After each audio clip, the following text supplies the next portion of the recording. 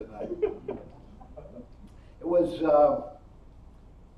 47 years ago tonight that I was in the jungles of Vietnam. That was the conflict of the day. There's enough gray hair here to know that you remember that. We had a draft back in those days. I thought that would probably be the most wasted year of my life. But God had other plans. With that draft, if you didn't have a college deferment, they just kind of cleaned out the inner cities and shipped kids off to the war, many of whom were high school dropouts. I found myself surrounded with a lot of young men who had their share of problems. The drugs over there were really cheap and really pure. And a lot of those kids got strung out pretty badly. And so I was in a position where I could help set up an amnesty drug abuse program to help them kick those habits and set up high school GED courses so that they could come back at least with a high school diploma, some even college courses that we set up. God used that time to ignite within me a sense of calling to work with troubled young men. When I got out of the military, went back to my business career, but the faces of those young men would just not leave me alone. And so finally I made the decision, let go of what seemed like a secure future, and start up a program with the juvenile court in Atlanta. Didn't take very long to figure out that you can't work with troubled young men apart from their home situation. And so I went back to school to learn how to work with families and expanded our program to include the families of probationers, only to realize that you can't work very effectively with struggling families apart from the environment that impacts on them every time they step out of the door, which pushed me to get more involved with what was happening on the street with the police and in the schools. Eventually, it became clear to me that if you want to change an environment, the very best way to do that is from the inside out, to become a part of that environment and work from the inside to affect change. That is an insight that one does not share readily with one's spouse. Matter of fact, I waited way too long to share that with Peggy. As a matter of fact, we were in a process of building her new dream home, a little farther out of the city. And we were about 5 weeks away from moving in. Now, if you build a house, you know that that's the time you're picking out the light fixtures and the carpet and the cabinetry. That's a high energy time. I remember the night that it happened. We had gone to bed early, and Peggy just wanted to talk. And I said, I don't think you want to talk to me tonight. And she said, oh no, what's wrong? And that's what I came out with. I said, I don't think God wants us moving farther out of the city. I think he wants us moving into the city. Well, that was a bad night. In the morning, Peggy said, is this your idea or God's idea? Because if it's your idea, I'm not interested at all. He said, I wanted it in writing. And so that was the first time I articulated what I sensed was a calling of God in a 7-page letter that she took around to her girlfriends and our small group leader and our pastors to get 1st, 4th, 5th, 6th opinions. And she concluded that at least I believed that it was a calling of God. And if it really is, what choice do you really have? So it's a tribute to Peggy's sainthood, her spiritual depth, that she lets go of her vision to have a new home in a nice neighborhood, which is a good environment to raise our 2 boys in, and good schools and good friends, the kind of environment she had grown up in, to let go of that and move into the heart of a high-crime neighborhood in Atlanta, which seemed like a strange, if not dangerous place to raise your kids. That was about a 10-year learning curve for me. I was commuting into the city for about 10 years, and we got use of an old Presbyterian church that had closed, and so I set up our offices there and started a variety of programs to serve the neighborhood that I felt really pretty good about. Typical programs like the food pantry and the clothes closet. The one that created the most excitement was the program we called Adopt a Family. That was at Christmas time, when we would identify the kids that were just not going to get anything for Christmas and connect them with caring people from around the city who would go shopping, buy the toys, and then on Christmas Eve would deliver those toys to the homes of these children. And it created a lot of excitement. The first Christmas that we were in the neighborhood, that was really the first time I had time on my hands to be able to be in the homes of some of the recipient families when the gift-bearing families arrived. And I saw something that I had never noticed before. Of course, the kids were all excited. It's like Santa Claus coming. The moms were gracious, maybe a little reserved, maybe a little embarrassed. But if there was a dad in the household, he just disappeared. He was gone out the back door. And it dawned on me what was happening was that these parents in front of their own children were being exposed for their inability to provide.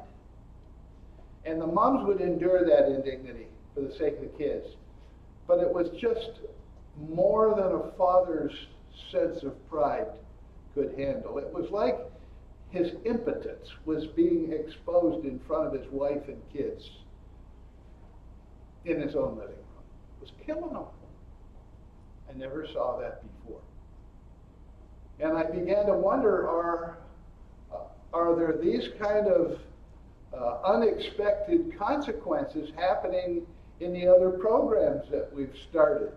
And so I started looking at every one of our programs. The clothes closet was very easy to set up. You know, we don't wear out our clothes in this culture much. And so we gathered in lots of clothes, and it was a really good spirit of sharing until we actually opened the doors.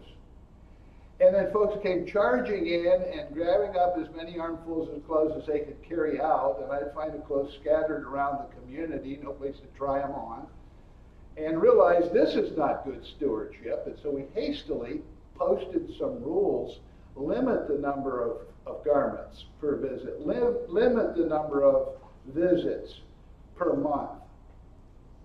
Well, that was like saying, let the games begin. Can I get some clothes for my kids that are in school? Well, that's reasonable. Can I get some clothes for my sick uncle who can't get in here today? You just know where that's going. In no time, we're behaving like temple police, guarding the resources of the kingdom against the very folks we were there to serve among. It turned into an adversarial relationship almost overnight. Not at all what we had in mind. We had in mind sharing with our neighbors, sharing our resources, being a blessing to them, not being the greed police to guard against our neighbors' greed. The food pantry, now, it was hard to get that one equitable. Somebody would donate a couple dozen canned hams, and you've got 50 people standing in line. How do you distribute that equitably? And somebody gets canned corn, and somebody else gets pickled beets. And And you don't quite know, folks say thank you, but you don't know what's behind those smiles. You know that there's some dissatisfaction under there. And our idea is to build a sense of community, but that had just the opposite effect. It undermined community. There was dishonesty in those interactions, not at all what we had in mind.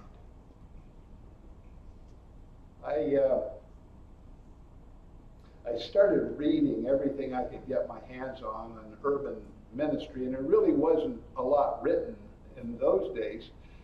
But I came across an author by the name of Jacques Ellul. See if I got that quote jumped off the page at me. Ellul says,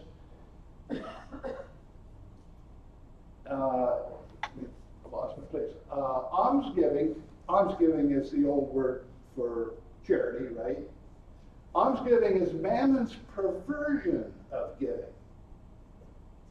It affirms the superiority of the giver. It binds the recipient. It demands gratitude. It humiliates him and reduces him to a lower state than he had before. Do you see why that hit me right in the gut? Not at all while we had no intention of diminishing anybody. As a matter of fact, our intentions were just the opposite, to affirm, to encourage, to build up, not diminish.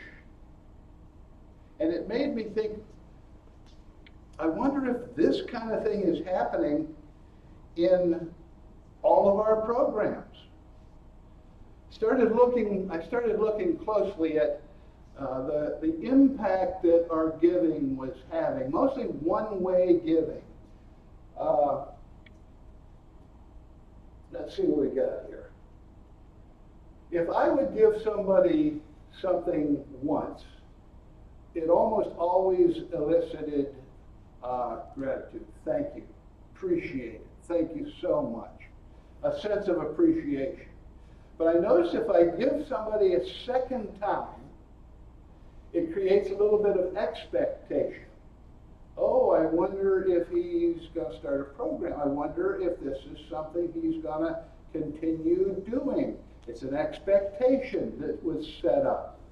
By the third time, it became an expectation. I know he does this. I better get in line to get the next installment that's coming out because I'm expecting it to come. And by the fourth time, it's become an entitlement. I would rather have a ham this Thanksgiving than a turkey, thank you. I have a voice in this. This is a right. You owe me. And by the fifth time, it's just become dependency. You can't stop now. We're counting on this. We're depending on it. I saw that pattern repeating itself over and over again in the way we were doing our ministry. And I realized, it's got to stop. This is toxic. This is creating unhealth among the very folks we were here to serve among. And so we said we're going to cut it out. We're just not going to be doing any more one-way giving unless it's in the case of an emergency. If it's a crisis, that's different. Whereupon the incidence of crises skyrocketed. Everybody had a crisis. And I said, no, wait a minute here. There's a difference between a crisis and chronic need, chronic poverty. A crisis is as a result of something beyond your control that has a calamity that has befallen you. That's a crisis. Chronic need is a result of a series of choices that have been made.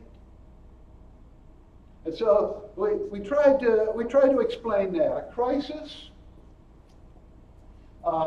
demands an emergency response. That's when a tornado blows through, tears down houses. That's when an earthquake hits Haiti. That's a crisis. And bringing in medical supplies and food and water and those things, that saves lives. But chronic need requires a development response. That is, after the emergency supplies have been passed out and lives have been saved, now it's time to help folks rebuild their lives, rebuild their homes, rebuild their businesses.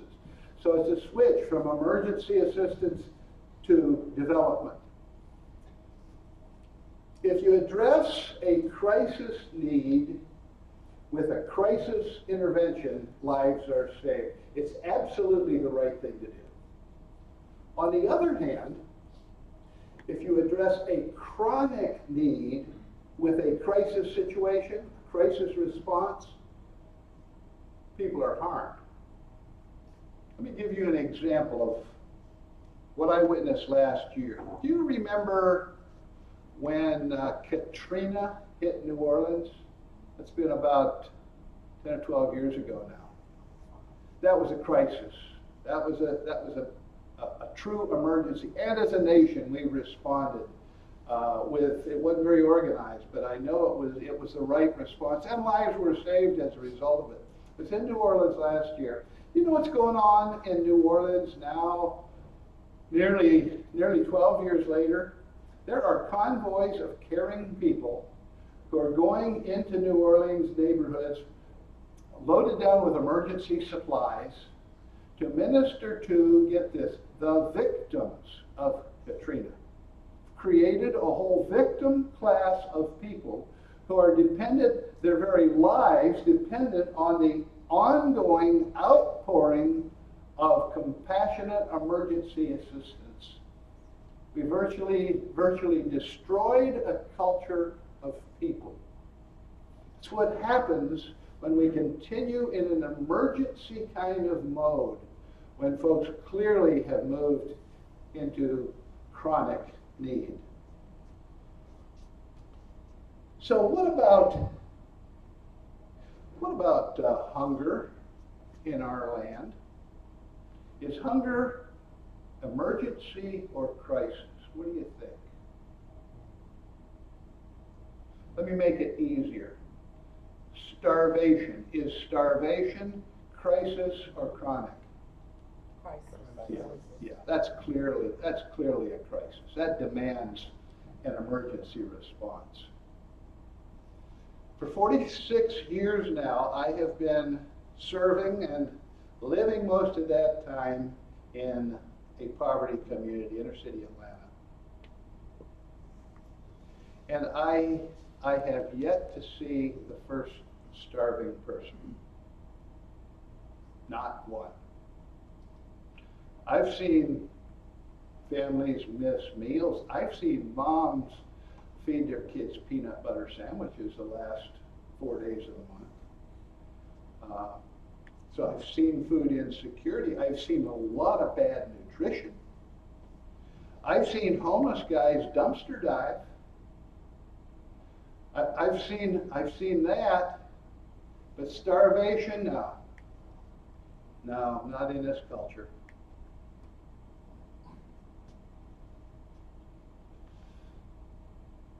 And yet when you take a look at the way we distribute our food to the needy in this country, those are almost all emergency response to what we perceive as if not hunger, bordering on starvation. We're meeting crisis needs.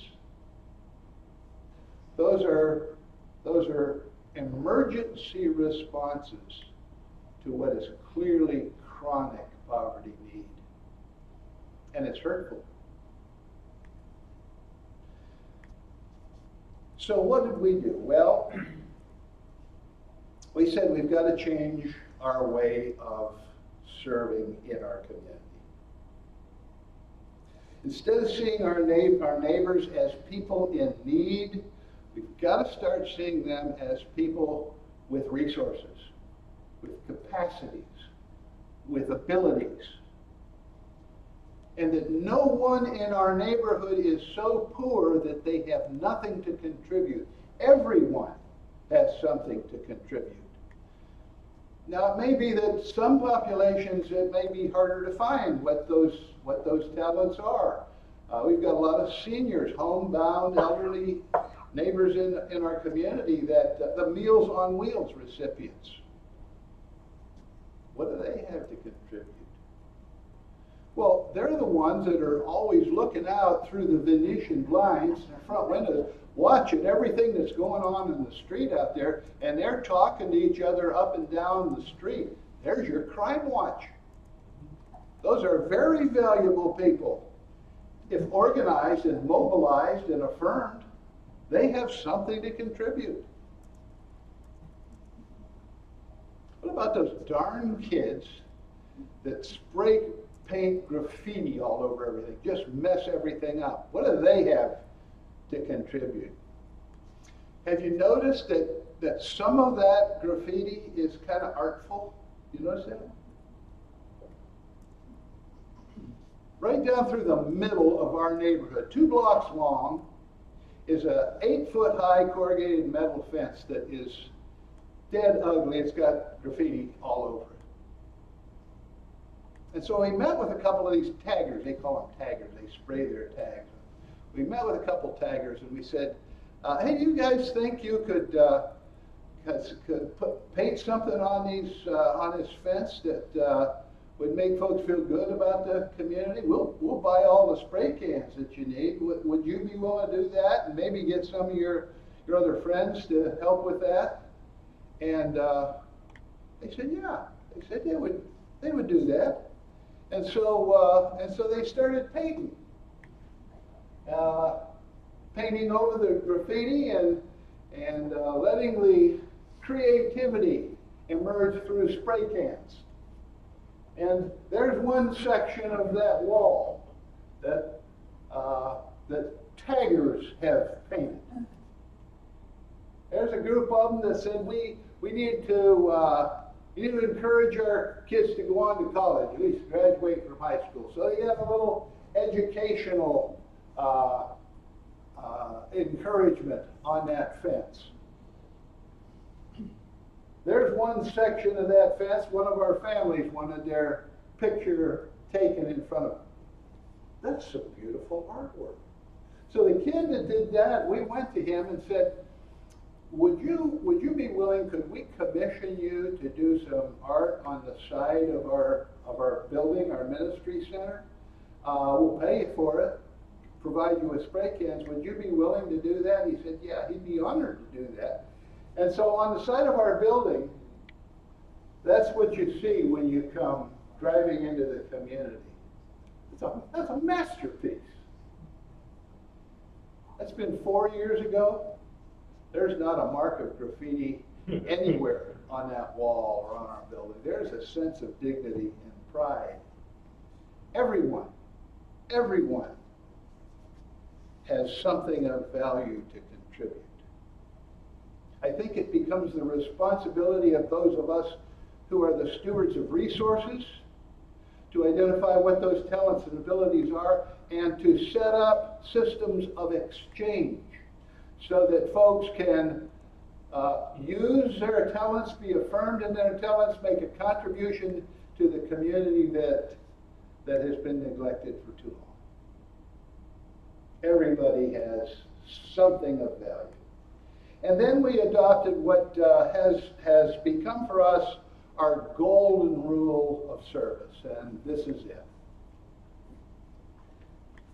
I'll never do for others what they have the capacity to do for themselves. When I do for others what they can do for themselves, I weaken them, I disempower them. I take on my shoulders a load that was never intended for me to carry. And so I will never do that. And so we developed a kind of a code what I call the oath for helpers. And we started implementing that. I'll close with that remark, but let me tell you the impact on our various ministries. We started reworking our ministries with this as an idea. Everybody has something to contribute. The Adopt a Family program at Christmas time, that was one of the first things that we had to address. The second Christmas that we were living in the neighborhood, as folks started calling in for their adopted family, I asked them if they would give an extra gift this year. And they said, well, what's that? I said, would you give the gift of dignity to the dads? And here's how you do it. Go buy the toys, don't wrap them. Bring them down to the city and we'll set up a little storefront. We'll call it the old toy shop. And we'll put somewhere between a garage sale and a wholesale price on those toys. And we'll invite our parents to come in and go shopping. So then on Christmas morning, the parents in our community will have the same joy that most parents in the city have of seeing their children open the gifts that they have selected and purchased through the efforts of their own hands. And there will be dignity in the process of exchange. And if they're unemployed, they just don't have any money, well, we're creating cash flow here. We've got money that we can hire those parents so that they can make enough money to purchase the toys that they desire for their kids to have. Now that's a quantum leap, getting folks to give toys to let us sell. But when I explained to them the lack of dignity that happens in a giveaway program, they saw it. And we said, what we're going to do with that money is we're going to set up an employment training program. So that unemployed parents, we can train them and place them out in the marketplace so that this time next Christmas, they'll be able to be supporting of their own families. When I explained that, folks said that's probably a good idea. We changed the name. We changed it from Adopt a Family to Pride for Parents, our Pride for Parents promotion.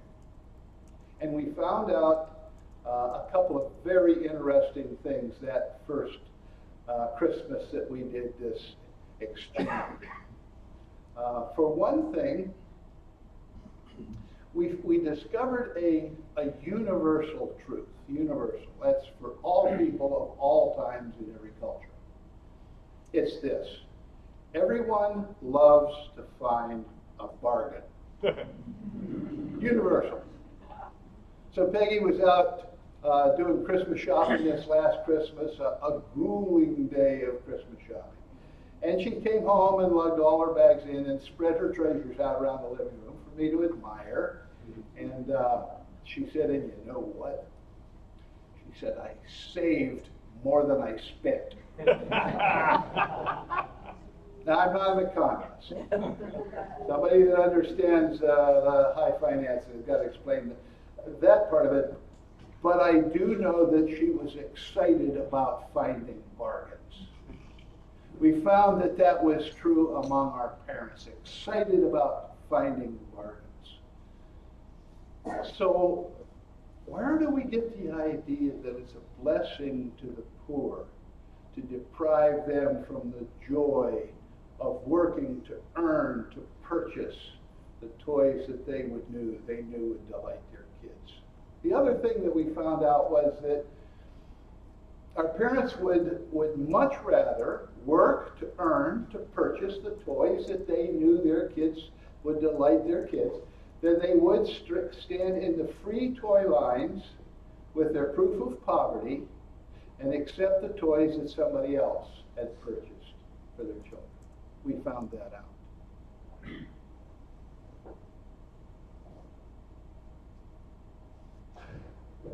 The next program that we took on was the clothes closet. I was explaining, are there any Methodists here tonight? Okay, I'm safe. Methodists, they're really smart people. And it had been a group of Methodists that helped us collect a lot of these toys to get things started. But I was sharing with them this dilemma of this adversarial relationship that had developed. And they said, well, there's a, what do we need here? Okay, they said there's a simple answer to that. It's called the market. I said, you put a fair rate of exchange on a desired commodity, it just cuts all that out. I said, really? He said, oh yeah. I said, would you guys help us set that up? Well, they had a meeting, and they took that on as their men's missions project for the year. And those guys set about doing what they can't help doing even in their sleep, anyhow. You gotta have a business plan. Traffic flow patterns, real estate research, gotta be on a bus line. Shop the competition. We gotta bring this in right underneath the Goodwill Industries thrift store. They said if we do it right, we can train folks in retail merchandising, train them for the market, move them out into the mainstream. So it takes about 2 years for a small business like that to break even, turn profit. And those guys are right on the money. 18 months later, that clothes closet became the family store. And it changed the dynamic totally. The dynamic between giver and recipient, where the giver has to guard against the recipient getting too much, and the relationship between merchant and customer, where the merchant needs the customer because that's how he pays to keep the lights on and meets payroll. Changes the dynamic totally. And so the four women from the community that we hired as trainees, they figured that out pretty quickly, that unless they got sales, their paycheck was riding on that. And so they started thinking, well, how do we get folks wanting to come in and to come back? And they said, well, at least we ought to get to know their names and make sure we write that down. And if we can find out something about them, let's write that down too. So when Miss Jones comes into the store on Tuesday morning, I say, good morning, Miss Jones. How are you? Call her by name. How is your mother doing? Everybody wants to go where everybody knows their name, right? We jumped in the van, went out to the shopping malls to see how the real clothing stores did it, and they were taking notes. The debrief was really, really fascinating. They would say, well, when you walk in those stores, they have the big for sale racks right there where you could see it, and they said if clothes are all hung, hangers are going the same way, they're sized, some of them even color coordinated. They said, well, and the personnel in there, they were real friendly, very nice. And they have the latest fashion arrivals there too. So they were debriefing this, and one of the women said, you know, those stores smell nice too. You know, when you're doing used clothing, sometimes it can be a little bit stale. You can't afford to dry clean everything. And so they said, well, how could we make our store smell nicer? One of them said, we ought to have a pot of fresh brewed coffee going on here in the morning. And another one said, we ought to have some microwave cookies going on. So when you come into the store, the aroma of fresh coffee and pastries greets your nostrils. That's about making people feel valued. They come in and they know they have something to offer. There's some exchange that goes on here. They are valued customers. We took the food pantry and turned it into a co-op, a buying club. Folks pay $5 a week. We get food donated, and for $5, they get a very generous supply of groceries. And so it becomes, in a sense, a buying club. It's a co-op instead of a food pantry. You know, we never closed the food pantry down. It just started collecting dust because food security was happening through the co-op system. There was ample food there, and so they didn't need it. Nor would they choose being a recipient of welfare.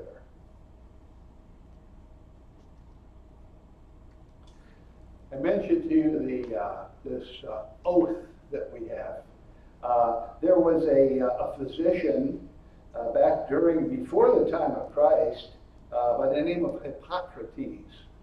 And he was concerned that physicians were making life and death decisions, and there was no common ethical code that guided that profession. And so he thought, we really need a guide for effective health care. And so he drew up what has become known as the Hippocratic Oath. And physicians to this day take the Hippocratic Oath. So we said, we ought to have something like that for those of us that are in the service end of things. And so this is what we came up with. Number one, it's our golden rule: we'll never do for others what they have the capacity to do for themselves. Number two, I'll limit my one-way giving to crises, but seek always to find ways for legitimate exchange to take place. I think I've given examples of that. Number three, I'll empower those in need in three ways in our community: by hiring, lending, and investing. Hiring, that's when Michael comes to my door. Michael's homeless most of the time, and he wants to wash our ministry van. And he does a great job. And I'm happy to pay him $25 to wash the van. Well, there's some on our staff that are saying, you're just enabling him. He's going to take that $25, he's going to go out and get high on it. You're just enabling.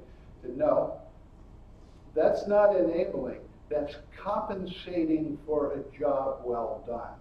He has given value, and value should be returned to him. And so when that transaction is over, Michael walks away a free man. That is, free to make any decision he chooses, for good or ill, with the money he has earned. If we gave him $25, then we'd be concerned, make sure he's spending it right or not misspending it.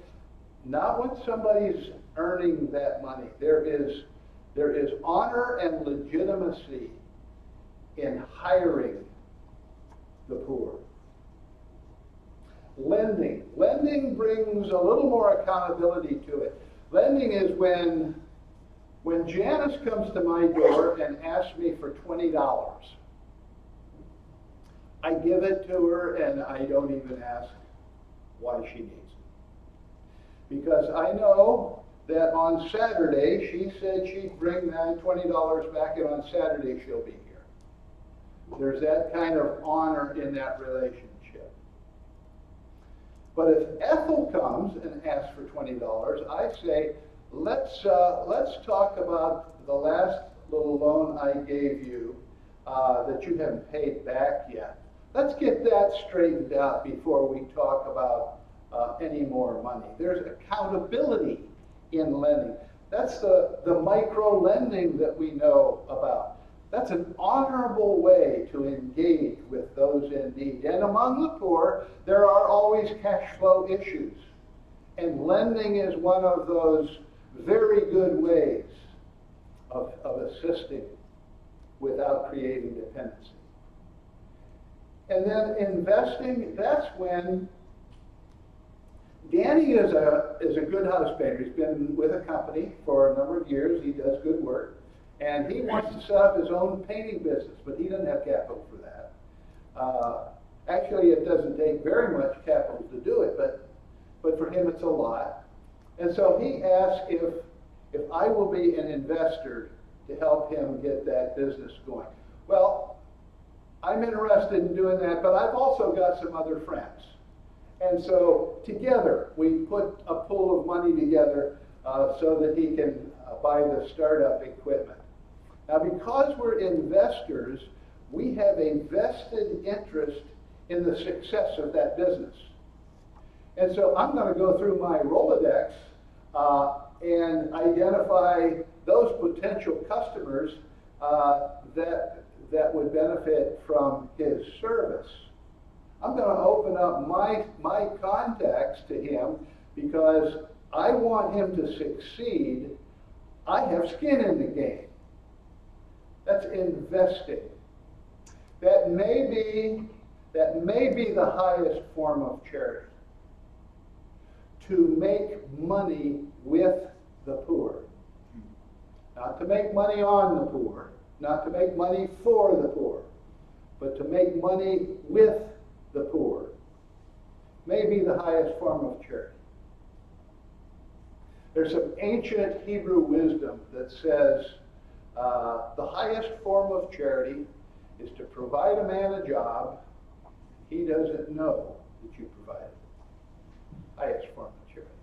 It goes down to the lowest form of charity. There's about 7 or 8 steps, and the lowest form of charity is give a man money and he knows that it came from you. That's the lowest form.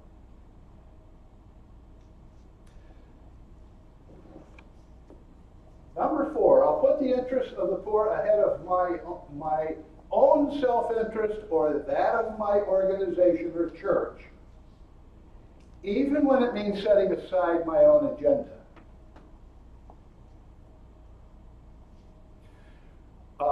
One of our staff women went to an international education conference some time ago. And during the breaks, she and some other educators were having a conversation, and the subject of mission trips came up. And there was an African educator in the group, and she said, you know, there's something about you Americans that I have never understood. She said, what is it about you that loves to paint so much? She said, in our village, when the Americans were coming, they let us out of school early and tell us to go out and get mud and stones that trash up the outside of the building so that the Americans would have something to paint. She said that whole school was painted 4 different times the 3 years I was a student here. She said, what is it about those paintings so much? Well, somewhere along the line, we've got to ask the question, whose agenda is this? Who's this trip about, anyhow?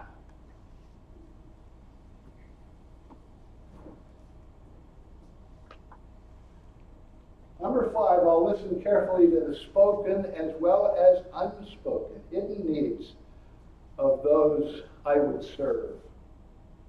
We had a group come back from Haiti some months ago, and were telling us that they came through this one little village and saw women out in front of their little shacks with babies in their arms wrapped in newspaper and dirty rags, and it just broke their hearts. And so they went into the city and bought up a whole bunch of baby blankets and came back in the village and passed them out to those mothers so that they would have something warm and clean to wrap their infants in. The following day, when they came back, they saw those blankets in the shops along the street. Those women had sold those blankets. And our volunteers were incensed until the person on the ground who lives in the village said they sold the blankets for food for their babies. Their real need is food. Well, how do you know that? How do you know that unless you spend enough time developing a relationship and finding out what those real heart cries are? A lot of times, folks in need are not going to share those needs. First of all, it's a little threatening.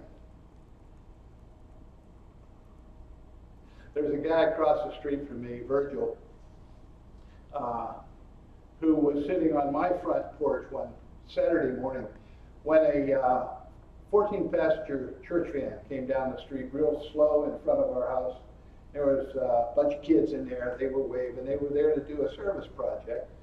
And Virgil said to me, you know what? He said, I just hate it when those volunteers come down here. He said, really? I said, I thought you liked volunteers. Volunteers built your house. He said, oh yeah. He said, they do good, but he said, they insult you and they don't even know it. He told me about one woman that came into his house and was going on about how neat and clean his house was. I said, I know she didn't mean any harm, but he said, I know what's behind that she was surprised that a black family living in the inner city wasn't living in a home. Another woman that was raving about how smart and well-behaved his children were. He said, I know she didn't mean anything, but he said, I know what's behind that. That she was surprised that my kids weren't like the image she has of black kids in the inner city that are rowdy and ignorant. But my kids were different. They just insult you and they don't even know they're insulting. Now, I had organized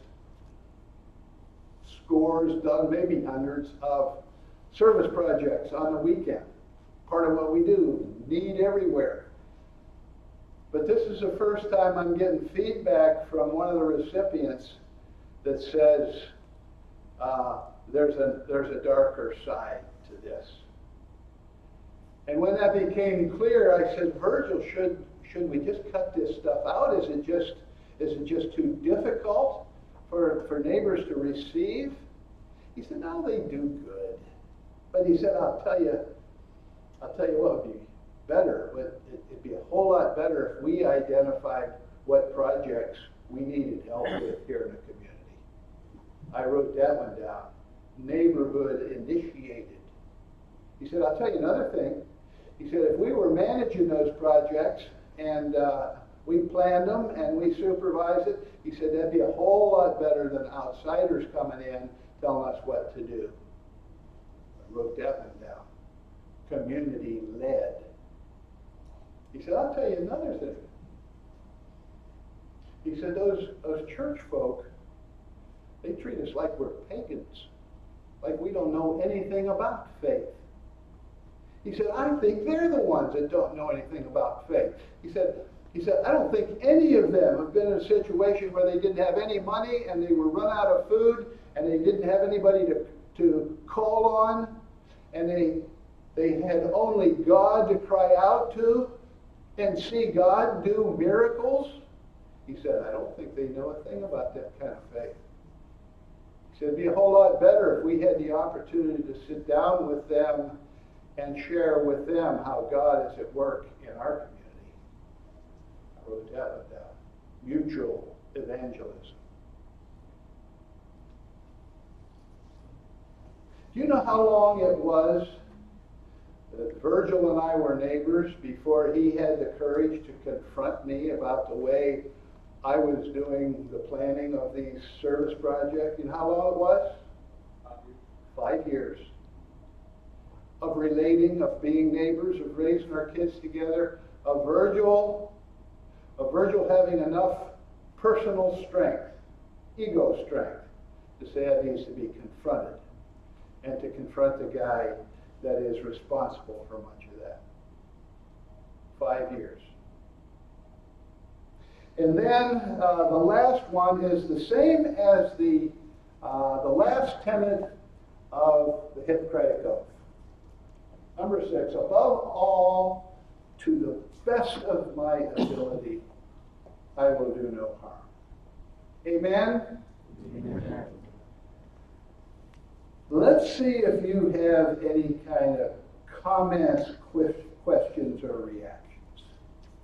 We got a little paper there if you want to put it down on that. We got folks online that'll probably be sending in questions, but go ahead. Dr. Lupton, and thank you for your presentation. Chad McCain from First Presbyterian Church in Lynchburg, excited to be here tonight, and thank you for what you're sharing. when you were talking about the difference between crisis and chronic, Yes. and I don't remember which one, I think it was in terms of the chronic, that it was a result of a series of choices. That's Yes. something I've worked and spoken with a lot of our partner agencies in Lynchburg about. Can you elaborate on that just so I don't misunderstand you, what you mean by those series of choices? When folks have had a series of choices which has led them, I believe you were saying, into chronic situations? Chronic poverty, I said, needs to be responded through a development response. That is, people have made decisions that have negatively impacted their lives. They need to learn to be guided into reversing that until there's a series of decisions that begin to move them out of poverty. And so, development has to do with helping people take measured steps to begin moving out of the poverty situation they're in, given what resources, given what abilities they have to begin employing. Knowing that development is a much longer process. It's certainly very relational. As a matter of fact, much more relational because it's longer term than crisis intervention. Does that get at what you're saying? Yeah. It's putting some response. It's giving a roadmap to folks. It's coaching them to make the next best move, and giving them additional strength to begin moving one step at a time out of their need. To the extent that we continue to feed crisis support, we interrupt that process. Here's one from Texas. Is it this came over the internet here? Yeah. Wow. What's the mega? No. If your current church is used to a model of missions that harms, how do you help in the transition to a healthy missions culture? Well, the first step is buy a copy of Toxic Charity. We have them for sale. Okay, yeah. Which we have for sale in the back. Actually, there's a door prize. Oh, there we go. Win if you stick around. Somebody's going to get a door prize an thing. autographed copy. Somewhere along the line, the discussion has to take place, an evaluation of what we're doing. Is the way we're going about our service having positive impacts on those we serve? Or do we see unhealthy dependencies starting to develop? At some point, somebody who is, and I know it's a caring person, rightly motivated, has to look honestly enough at outcomes to be able to say, are the people we're serving moving step by step out of poverty? Is what we are doing enabling them to emerge from poverty? So when the discussion begins, my approach to that is, instead of a frontal attack that says that ministry of clothing is toxic, probably not the best approach. A better approach might be, we're First Church, and we need to be doing the best job of serving anybody in this city. Let's start studying best practices. Who's doing the best job of providing clothing in the name of the Lord that's really impacting folks? We need to do our research because we want to be the best of it. As opposed to a frontal attack that says, this is toxic, what you're doing. That's a losing strategy. I'd like feedback. Give me feedback from that person from Texas. Okay. Dothan, Alabama. How should poverty be defined? How do you define poverty?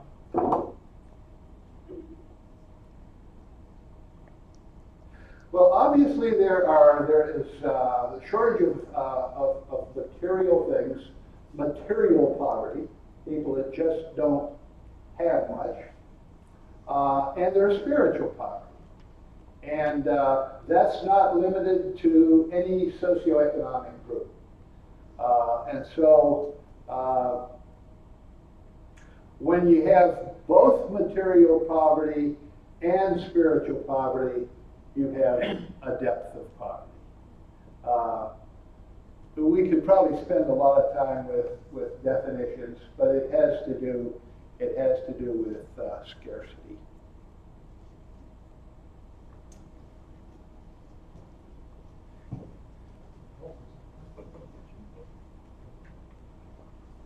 This is our screener in case this is you're throwing me a fastball.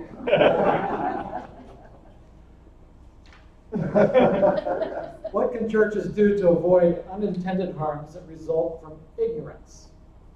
Obviously, this requires confronting ignorance, but what does that look like tangibly for a group to research best practices? Well, if we're wanting to look at, if we're wanting to say we really want to do our very best for the Lord in the way we do our service, then let's start researching those who have developed a reputation for doing very high quality service, who are having good results. And I don't know that there's not a book that I know of that would list those that are Class A ministries. But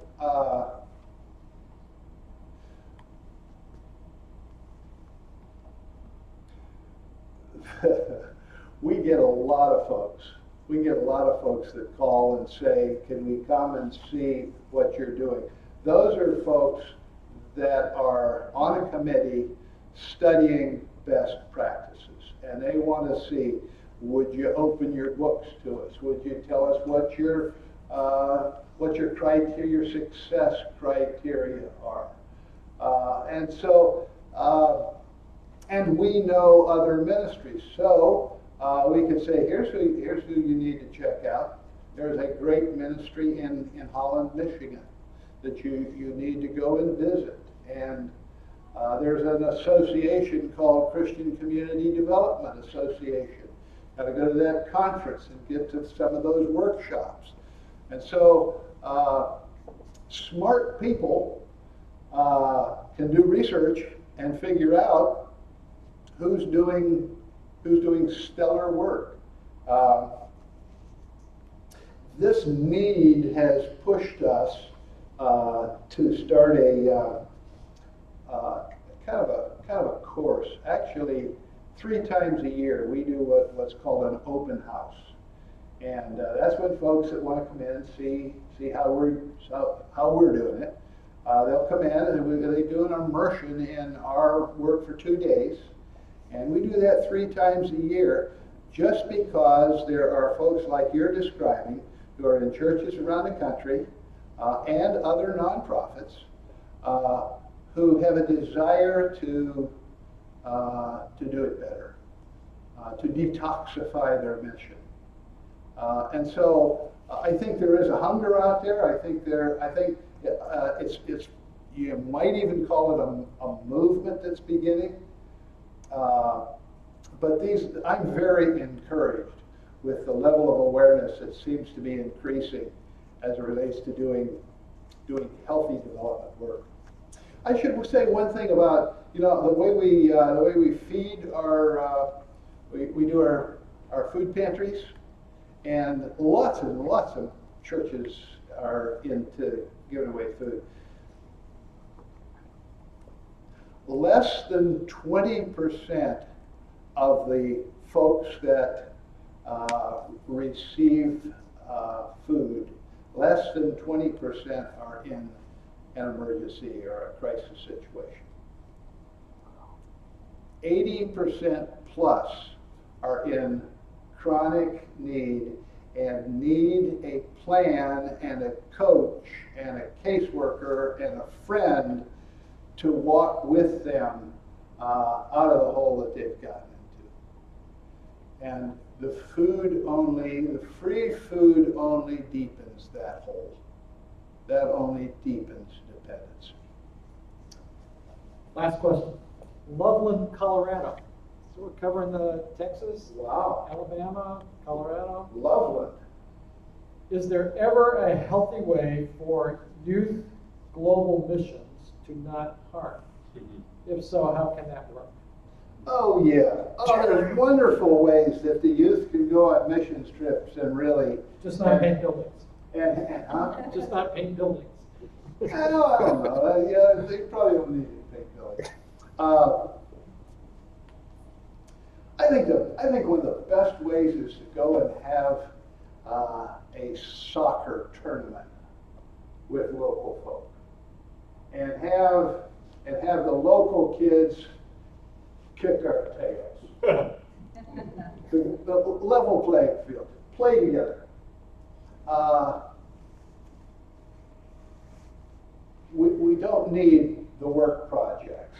Those projects, the locals could do those a lot better than we can. So we don't need that. But we do need learners as opposed to servers. Learners seek information. That affirms those who are now in the teaching role. And so if our kids go in to learn about that culture, how God is at work in this culture, what it's like to live in this culture, that's a healthy thing. And those that have the opportunity to share that information are affirmed because somebody wants to learn from them. I also tell them, save up your money because you need to buy a bunch of stuff while you're there. You can help the economy out because in most places it's an informal economy. Folks are weaving baskets and doing wooden bowls and selling nuts and just all that micro enterprise just to survive on.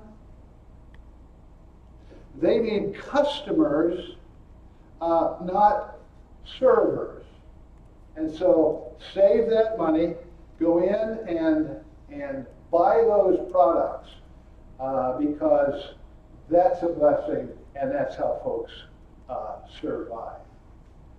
So those would be some of my reactions. Well, we really appreciate all of you being here. We appreciate all that you've shared with us. We've really taken away some important lessons. Thanks for your 6, the Oath for Helpers. Yeah. And please join me in thanking